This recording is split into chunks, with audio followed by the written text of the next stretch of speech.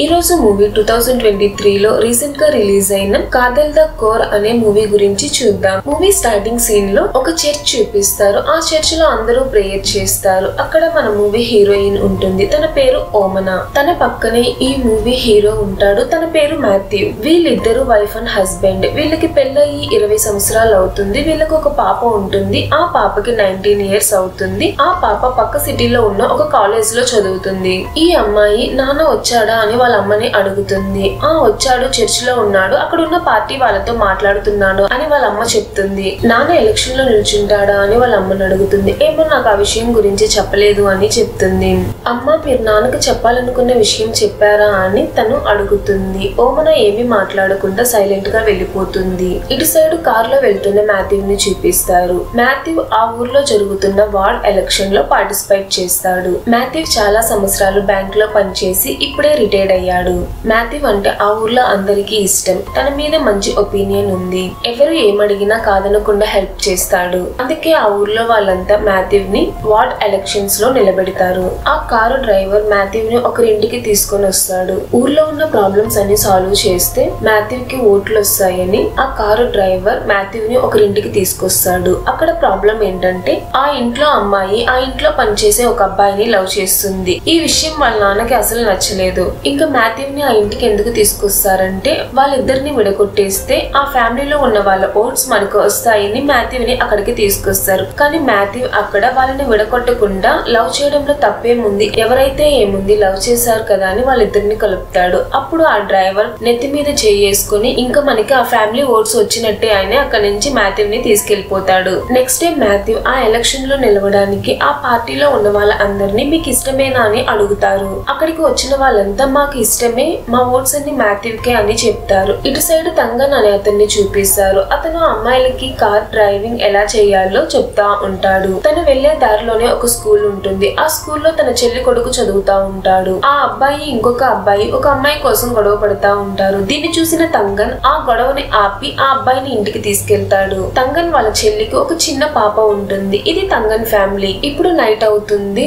ఓమన్నా Matthew ఒకే bed లో పడుకుంటారు. అప్పుడు మాథ్యూ, నేను ఎలక్షన్స్ లో నిలబడుతున్నా కదా, నువ్వేమనుకుంటున్నావని ఓమనాని అడుగుతాడు. మీరు బ్యాంక్ లో జాబ్ చేసేటప్పుడు చాలా మందికి హెల్ప్ చేశారు. ఈ ఎలక్షన్స్ లో నిలబడడం వల్ల మీరు ఇంకా అందరికీ మంచి చేయొచ్చని ఓమనా చెప్తుంది. సరే, అమ్మాయి వచ్చింది, ఎందుకు వెంటనే వెళ్లిపోయిందని మాథ్యూ అడుగుతాడు. అదేం లేదు, తనకి కాలేజ్ లో ఒక ఫెస్ట్ ఉంది, అందుకే వెళ్లిపోయిందని ఓమనా చెప్పి ఇటు సైడ్ తిరిగి పడుకుంటుంది. మాథ్యూ అటు సైడ్ పడుకుంటాడు. కానీ ఇటు సైడ్ ఓమనా ఏదో ఆలోచిస్తుంది, అటు సైడ్ మాథ్యూ ఏదో ఆలోచిస్తాడు. నెక్స్ట్ డే మార్నింగ్ మాథ్యూ ఒక పేపర్ చదువుతా ఉంటాడు. అప్పుడే వాళ్ళ నాన్న మాథ్యూ పక్కన వచ్చి కూర్చుంటాడు. అది చూసిన మాథ్యూ ఆ పేపర్ ని పక్కకి పడేసి తనతో ఏం మాట్లాడకుండా చిరాగ్గా అక్కడి నుంచి వెళ్లిపోతాడు. దీన్ని చూస్తే మాథ్యూకి వాళ్ళ నాన్నకి మాటలు లేవు అనిపిస్తుంది. మాథ్యూ ఓమనా దగ్గర ఈ రోజు ఎలక్షన్ కి నేమ్ ఇస్తున్నానని చెప్తాడు. ఓమనా ఆల్ ది బెస్ట్ చెప్తుంది. ఇటు సైడ్ మాథ్యూ పార్టీ ఆఫీస్ కి వెళ్తాడు. అటు సైడ్ ఓమనా తన పనికి వెళ్ళిపోతుంది. అప్పుడు ఆ పార్టీ ఆఫీస్ లో మాథ్యూ డీటెయిల్స్ అన్ని కరెక్ట్ గా ఉన్నాయా అని చెక్ చేస్తూ ఉంటారు. అప్పుడు ఒక అతడు వచ్చి మాథ్యూ పక్కన ఉన్న ఒక అతన్ని బయటకి తీసుకెళ్తాడు.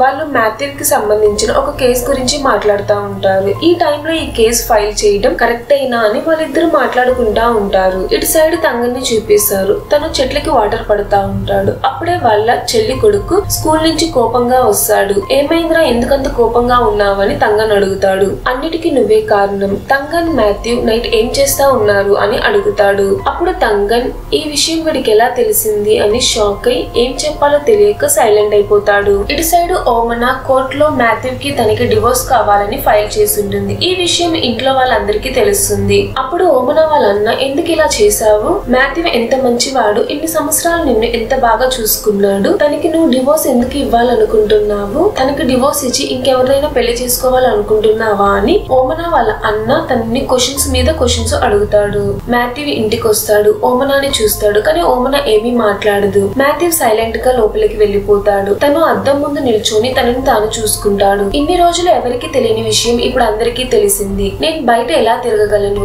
నన్ను చూసిన వాళ్ళంతా నా గురించి ఏమనుకుంటారు అని మాథ్యూ అద్దంలో తన ఫేస్ చూసి తనని తాను చాలా క్వశ్చన్స్ అడుగుతాడు. అసలు ఇంతకీ ఏమైంది? ఓమనా ఎందుకు పెళ్ళైన ఆఫ్టర్ 20 years తర్వాత మాథ్యూ కి డివోర్స్ ఇవ్వాలనుకుంటుంది? ఇంతకీ మాథ్యూ కి తంగన్ కి సంబంధం ఏంటి అని చూస్తే యాక్చువల్లీ మాథ్యూ ఒక హోమోసెక్షువల్, తంగన్ కూడా అలాంటి వాడే. వీళ్ళిద్దరి మధ్యలో చాలా కాలం నుంచి ప్రేమ ఉంది, కానీ అది ఎవరికి తెలియకుండా మెయింటైన్ చేస్తారు. ఈ విషయం ఎప్పటి నుంచో ఓమనాకు తెలుసు, కానీ మాథ్యూ చాలా మంచివాడు. ఓమనాని ఏ విధంగా బాధ పెట్టేవాడు కాదు. అందుకే ఓమనా ఇన్ని రోజులు డివోర్స్ ఇవ్వాలనుకోలేదు, కానీ ఇప్పుడు తను డివోర్స్ ఇవ్వాలనుకొని కేసు ఫైల్ చేస్తుంది. మాథ్యూ ఓమనాని అడుగుతాడు, ఎందుకు ఇలా చేశావు? ఇప్పుడు ఈ విషయం అందరికీ తెలిసింది. నేను ఎలక్షన్స్ కి అప్లై చేసిన ఈ టైంలో నువ్వు ఇలా చేశావు అని అడుగుతాడు. అప్పుడు ఓమనా, నేను 2 months బ్యాక్ పిటిషన్ ఫైల్ చేశాను, అది ఇప్పుడు వచ్చిందని ఓమనా చెప్తుంది.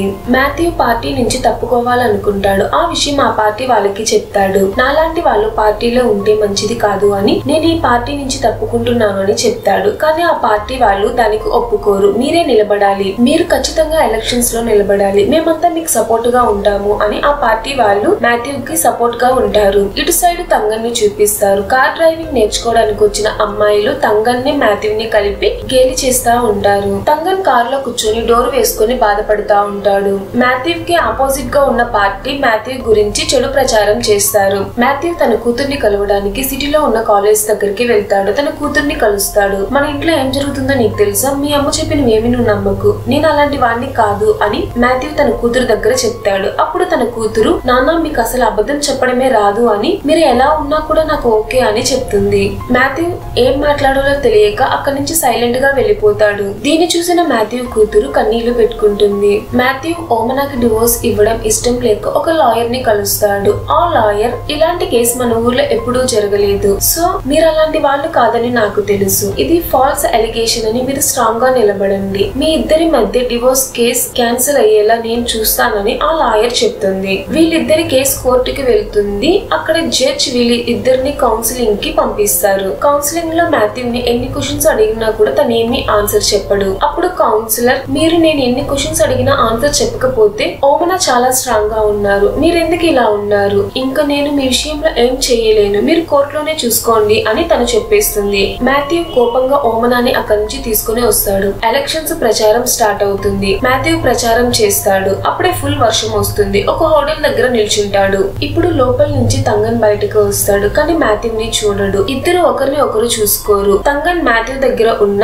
ఓట్ కార్డ్ ను తీసుకొని సైలెంట్ గా బయటకు వచ్చి తన కార్ ఎక్కి వెళ్ళిపోతాడు. ఓమనా వాళ్ళన్న ఓమనా దగ్గరకు వచ్చి, నువ్వు చేసేది ఏం బాలేదు, కేసు వాపస్ తీసుకో, మాథ్యూ లాంటి వాడు నీకు అసలు దొరకడు, అసలు మాథ్యూ అలాంటి వాడే కాదు అని ఆర్గ్యూ చేస్తా ఉంటాడు. అప్పుడు ఓమనా, నేను మాథ్యూని పెళ్లి చేసుకోక ముందు ఒక అతన్ని ప్రేమించాను, ఆ విషయం నాన్నకి చెప్పాను, నాన్న పట్టించుకోలేదు, మీకు తెలుసు, అయినా మీరు నాకు సపోర్ట్ గా లేదు, ఇప్పుడన్నా నాకు సపోర్ట్ గా ఉండండి అని ఓమనా ఏడుస్తుంది. దాన్ని చూసిన ఓమనా వాళ్ళ అన్న, ఓమనా ఇంతగా చెప్తుందంటే అది నిజమై ఉంటుందని ఓమనా వాళ్ళ అన్న అనుకుంటాడు. ఇప్పుడు ఆ కేసు కోర్టుకు వస్తుంది. వీళ్ళిద్దరు కోర్టుకు వస్తారు. మాథ్యూ లాయర్ ఓమనాని అడుగుతుంది, మీకు పెళ్ళయి 20 సంవత్సరాలు అవుతుంది, మీకు 19 ఏళ్ల పాప ఉంది, మాథ్యూ ఒక హోమోసెక్షువల్ అయితే మీకు పాప ఎలా వచ్చింది అని ఓమనాని అడుగుతుంది. ఇది విన్న ఓమనా, నా బిడ్డను నేనే అతని దగ్గర నుంచి అడిగి తీసుకున్నాను అని చెప్తుంది. అయితే ఆ పాపకి కారణం తనే అని ఆ లాయర్ చెప్తుంది. ఇంకా మీ ఇద్దరి మధ్య ఎన్నిసార్లు ఫిజికల్ రిలేషన్షిప్ జరిగింది అని ఆ లాయర్ అడుగుతుంది.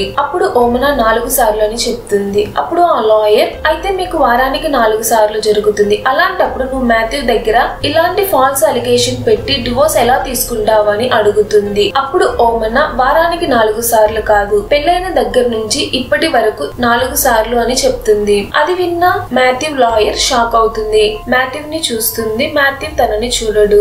సరే, మీకు పెళ్ళై 20 సంవత్సరాలు అవుతుంది, ఈ విషయం మీకు ఎప్పుడు తెలిసింది అని లాయర్ ఓమనాని అడుగుతుంది. నాకు పెళ్ళైన కొన్ని రోజులుగా తెలుసు, కానీ పాప పుట్టిన తర్వాత తను ఒక హోమోసెక్షువల్ అన్న విషయం తెలిసింది అని ఓమనా చెప్తుంది. అప్పుడు ఆ లాయర్, ఈ విషయం నీకు స్టార్టింగ్ లోనే తెలిసినప్పుడు నువ్వు ఇంతవరకు ఎందుకు వెయిట్ చేసావు, నువ్వు అప్పుడే ఎందుకు డివోర్స్ తీసుకోలేదు అని అడుగుతుంది. అప్పుడు ఓమనా లాయర్, ఈ కాలంలో ఉన్నట్టు ఫ్రీడమ్ గా డెసిషన్ తీసుకునే హక్కు అప్పుడు ఎక్కడ ఉన్నింది అని ఓమనాకి సపోర్ట్ గా మాట్లాడుతుంది. అప్పుడు జడ్జి ఇదంతా విని, మాథ్యూ ఇలాంటి వాడు అని చెప్పడానికి నీ దగ్గర ఏదైనా ప్రూఫ్ ఉందా అని ఓమనాని అడుగుతాడు. నా దగ్గర ఎలాంటి ప్రూఫ్ లేదని ఓమనా చెప్తుంది. అయితే తను ఇలాంటి వాడు అని ప్రూఫ్ చేయడానికి నువ్వేదైనా ప్రూఫ్ తీసుకురా, నేను అప్పుడు మీకు డివోర్స్ ఇస్తానని ఆ జడ్జి చెప్తాడు. ఓమనా లాయర్ కూడా మాథ్యూని చాలా క్వశ్చన్స్ అడుగుతుంది, కానీ దానికి మాథ్యూ దేనికి సరైన సమాధానం చెప్పడు. దీన్ని చూసిన మాథ్యూ లాయర్, మీరు దేనికి సరైన సమాధానం చెప్పట్లేదు, దీన్ని బట్టి అర్థమవుతుంది ఇది నిజమేమో అని అని మీరు ఇలా చేస్తే ఖచ్చితంగా మీకు డివోర్స్ వస్తుంది అని చెప్పి అక్కడి నుంచి వెళ్ళిపోతుంది.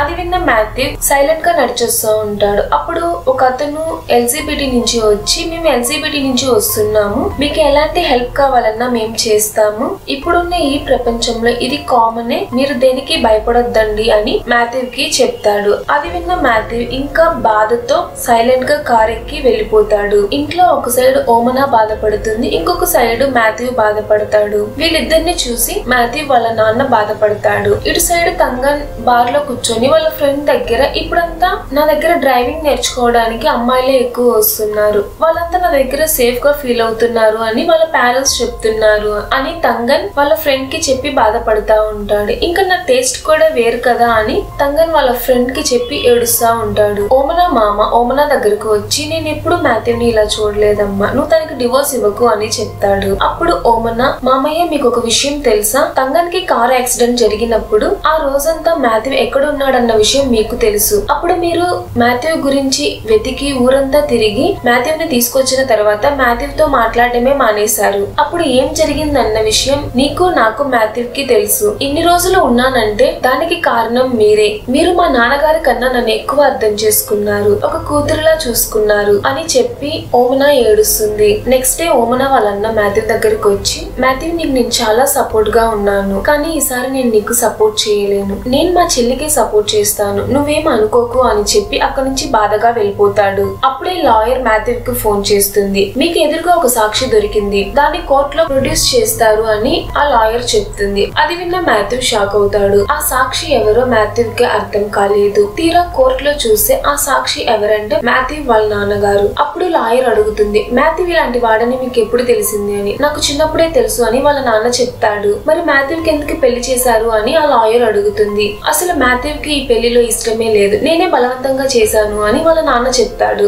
అప్పుడే జడ్జికి అర్థమవుతుంది ఓమనా చెప్పిందంతా నిజమని, మాథ్యూ ఇలాంటి వాడని, వీళ్ళిద్దరికి డివోర్స్ ఇచ్చేద్దామని ఆ జడ్జ్ వీళ్ళిద్దరికి డివోర్స్ ఇస్తాడు. ఇప్పుడు నైట్ అవుతుంది. మాథ్యూ వాళ్ళ నాన్న కూర్చొని ఉంటాడు. మాథ్యూ తన ఎదురుగా వచ్చి కూర్చుంటాడు. నేను మీకు చెప్పాను కదా నాన్న, ఇదంతా నాకు సెట్ అవ్వదని, మీరే చెప్పారు ఇదంతా మారిపోతుంది, ఇప్పుడు చూడండి ఇది ఏ విధంగా మారిందో అని, మీరు నాకు నచ్చినవన్నీ చేశారు, ఈ విషయంలో మాత్రం ఎందుకు చేయలేదు నాన్న అని మాథ్యూ వాళ్ళ నాన్నని అడుగుతాడు. అప్పుడు మాథ్యూ వాళ్ళ నాన్న మాథ్యూ దగ్గరకు వచ్చి మాథ్యూని పట్టుకొని గట్టిగా ఏడుస్తాడు. ఇప్పుడు ఓమనా దగ్గరకు వచ్చి నన్ను క్షమించు ఓమనా, ఇంతకాలం నువ్వు నా వల్ల పడిన కష్టం చాలు, నేను ఈ విషయం అందరికీ చెప్పాలనుకున్నా కానీ నాకు ధైర్యం చాలలేదు, అదే కాకుండా నన్ను చూసినా నాకు భయం, అందుకే నేను నీకు డివోర్స్ ఇవ్వలేకపోయా అని, అంతే తప్ప ఇంకొక ఉద్దేశం లేదని మాథ్యూ చెప్తాడు. అందరూ అనుకున్న విధంగా మీరు కూడా ఇది నా కోసమే చేస్తున్నా అని అనుకుంటున్నారు, కానీ ఇది నా కోసం కాదు, మాథ్యూ కోసం చేస్తున్నా, మీరు ఒక్కొక్క రోజు పడుతున్న కష్టం నేను చూస్తున్నాను, చెప్పాలంటే ఇది నా కోసమే కాదు మీకోసం కూడా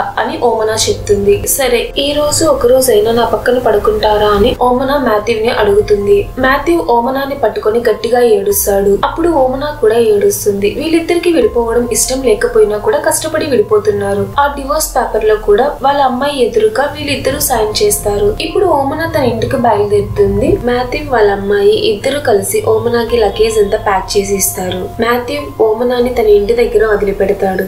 ఇప్పుడు ఎలక్షన్ డే వస్తుంది. తంగన్ మాథ్యూకి ఓటు వేసి బయటకు వస్తాడు. అక్కడ లైన్ లో ఉన్న ఓమనాని చూస్తాడు. ఓమనా తంగన్ ని చూసి నవ్వుతుంది. ఇప్పుడు అలాగే కట్ చేస్తే మాథ్యూ తంగన ఒక రెస్టారెంట్ లో ఉంటారు. అక్కడ ఓమనా చాలా కంగారుగా ఉంటుంది. టైం వేరే అయిపోయింది, తను వచ్చేస్తాడేమో అని మాథ్యూ చెప్తాడు. ఇప్పుడు మాథ్యూ వాళ్ళ అమ్మాయి ఫోన్ చేసి మీటింగ్ ఎలా జరుగుతుంది, అమ్మాయి ఏమైనా తనతో మాట్లాడిందా అని క్వశ్చన్స్ మీద క్వశ్చన్స్ అడుగుతుంది.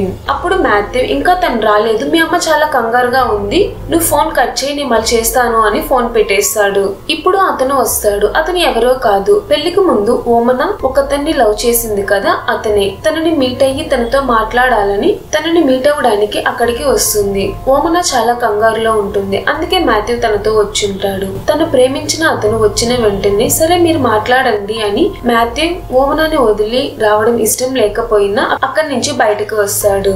ఓమనాకి కూడా అలాగే ఉంటుంది, కానీ ఏం చేస్తాం ఇదే నేచర్. ఇప్పుడు మాథ్యూ బయటకు వస్తాడు. అక్కడ ఒక కారు ఉంటుంది. ఆ కారులో తంగన్ ఉంటాడు. తంగన్ మిర్రర్ నుంచి మాథ్యూని చూస్తాడు.